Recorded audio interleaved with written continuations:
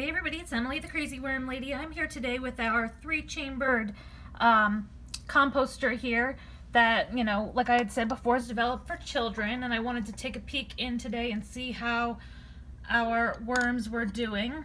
If I remember correctly, we have European night crawlers, red wigglers in the middle, and African night crawlers on the right here.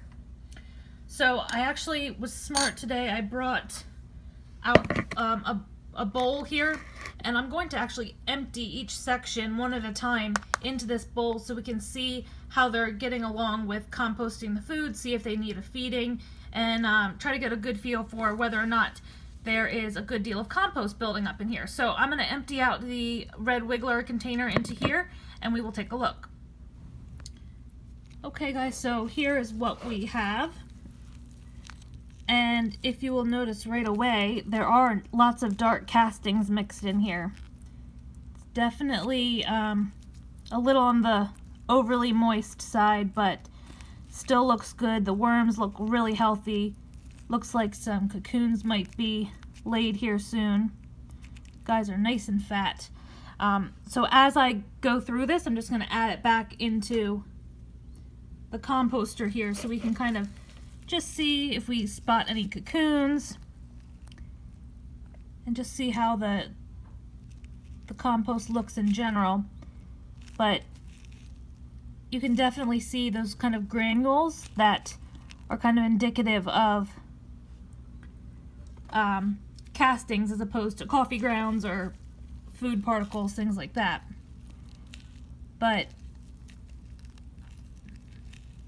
even though it's on the moist side, it's not wet, and the worms seem to be thriving, so goes to show it's not a whole lot to worry about. I did like, to be able to go down as well and pull everything out, because I did have that fateful glass vase experiment. If you haven't seen that before, you can feel free to hop over and look at that under my playlist. But the problem with that bin that it actually ended up dying, was because I couldn't see that the bottom had gotten really soggy and anaerobic, and I think it got acidic as a result and killed most of our worms. So everything in here is looking fantastic. I'm not seeing any cocoons. I'm not convinced though that there aren't any. I am going to look a little bit closer as I finish going through this section here. And I'm actually going to throw these paper towel pieces actually in the bottom so they will break down better for us, and it'll also create a little extra aeration. But really, what more could you ask for? So again, these are the European night crawlers. So I'm going to get all these guys put back. We'll take a look at the other 2 sections, and then we will decide about feeding these guys. You see that? That is a freshly laid cocoon I found here in the European night crawlers. So let's move on to the red wigglers, see what's going on there. Before we get too deep in here, guys, those are some mating red wigglers.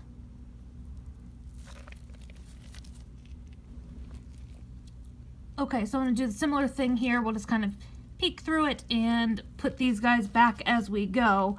I will say I saw a lot of cocoons pulling this material out. With the European night crawlers, I didn't see too many, but in here, there are a lot. Hopefully, I will be able to find them again. I should have stopped. There's one right there by my finger.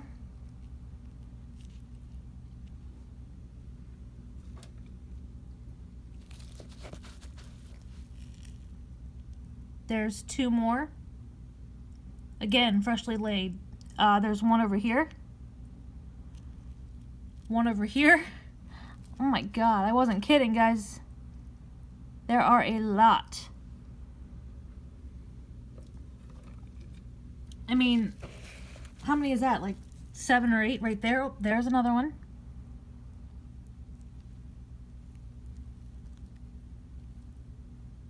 Every handful we're getting just beautiful cocoons. I'm going to pull those pieces of paper towel, going to put them in the middle of the chamber as I put it back like I did with the European here on the left. And that way it'll add some aeration as I piece this back together. And we'll definitely feed all of these guys up today because I'm not seeing any food left over. And more cocoons. The fact that there's so many cocoons in here makes me encouraged. I want to make sure that they have enough food so these offspring will hatch for us. So I could not be more pleased with the European night crawlers and the red wigglers especially. They're doing well. There's another cocoon on my finger.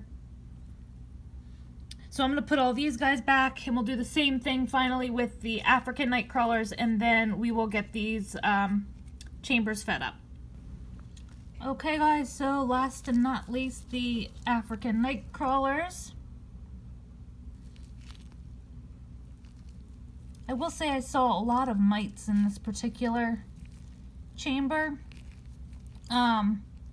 which isn't necessarily a bad thing. It's just not my favorite, so I'll probably just add a little bit of my dry mix today in here, and hopefully if we add a little bit of bedding, dry it out a bit, it won't be quite so much of a problem.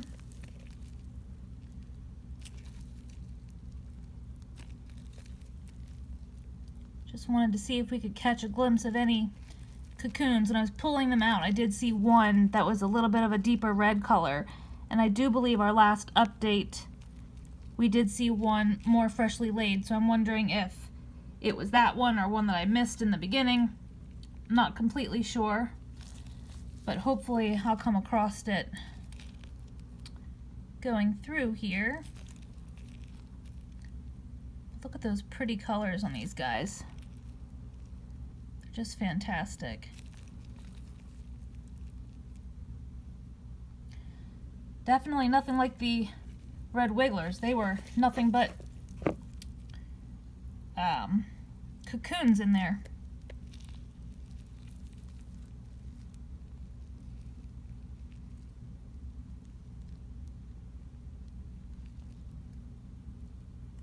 Look at his neon flashes down here. Can you see it? I always have trouble catching it on film. I'm hoping we can catch it real quick.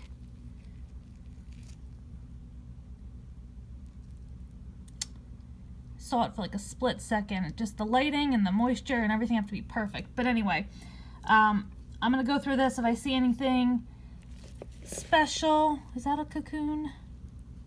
No. If I see anything special, if I spot the cocoons, I will show them to you. Otherwise, I'm gonna go grab a little something. We'll feed these guys up and we'll leave them for another week because it looks like we're doing something correctly. They all seem to be thriving in here. So I'll be back with you guys in a few minutes. There is one of the deeper colored cocoons.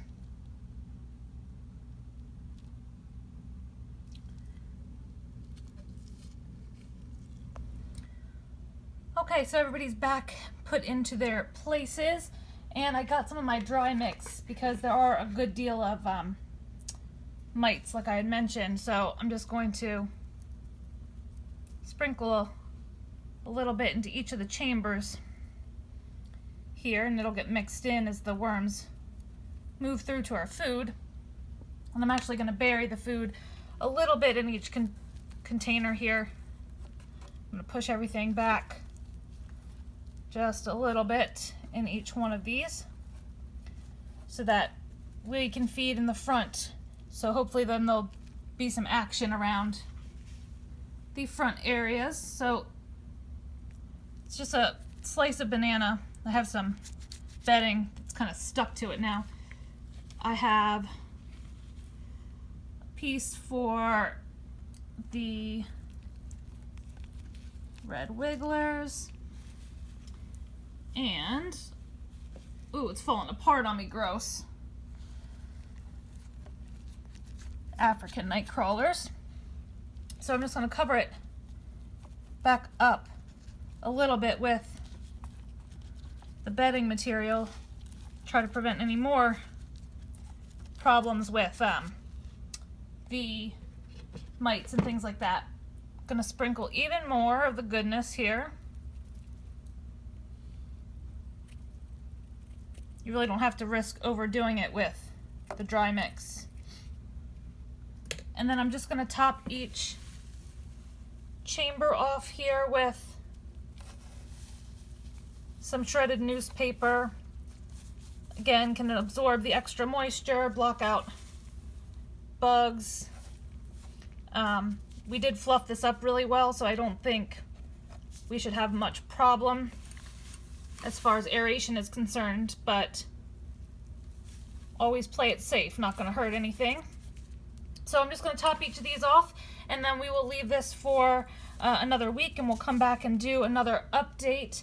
But what are your thoughts so far? Are you surprised? I certainly know I was not expecting nearly that many cocoons. I mean, I thought we'd get some, but I actually hypothesized that since these were such small chambers, that the worms might not want to reproduce because they might feel it's a little bit cramped.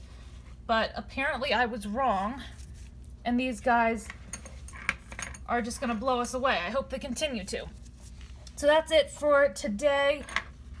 Let me know what you think. Drop those comments below, like this video, subscribe if you'd like some more content from me, and I'll be back with you guys real soon for an update. I hope you have a great day.